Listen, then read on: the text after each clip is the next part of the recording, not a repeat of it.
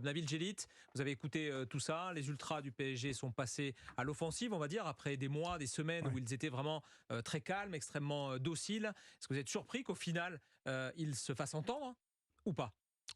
Non, non, je suis pas surpris. La colère grondait déjà depuis un moment. On sait aussi qu'il y a eu des cassures quasiment en direct avec des joueurs stars du Paris Saint-Germain, dont Lionel Messi. On sait qu'il y a certains joueurs vedettes du Paris Saint-Germain qui n'allaient pas les saluer.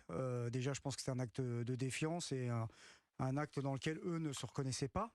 Moi, j'ai l'impression d'un choc de civilisation, entre guillemets, si je puis me permettre, entre pas un football d'avant, mais un devoir de mémoire de ce qu'a pu être en partie le Paris Saint-Germain. Et au final, ils vont manifester dans un endroit où ils souhaitent rencontrer la direction, mais la direction, en fait, elle n'est pas là. Symboliquement, elle est là parce que c'est le bâtiment qui représente le Paris Saint-Germain, mais je sais pas, Nasser, il est à New York, les propriétaires du club, ils sont au Qatar. Donc je pense qu'on C'est les symbolique, c'est un endroit symbolique. ouais, C'était où ça? Ou le Parc des Princes? tout à fait, mais peut-être que dans d'autres clubs ailleurs, peut-être que quelqu'un serait descendu, peut-être que quelqu'un aurait eu le courage d'aller les voir, ou peut-être qu'ils ont eu quelqu'un de la direction en leur promettant, je sais pas, comme quand vous avez dans des luttes syndicales ou des choses comme ça ou des grèves. Qui doit descendre dans ces Qui, cas-là? Là, Ouais. bah, s'il y avait c'est une bonne question parce que je vais vous poser Bah une oui, autre c'est pour ça que je question, vous la c'est y pose. a-t-il un pilote dans l'avion? Et moi, pour le Paris Saint-Germain, moi j'ai l'impression que le Paris Saint-Germain c'est un drone, quoi. En fait, il y a pas de pilote, quoi.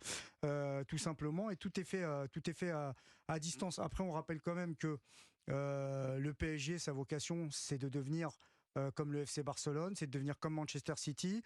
La culture club, c'est pas quelque chose qui est dans l'ADN même des propriétaires du club.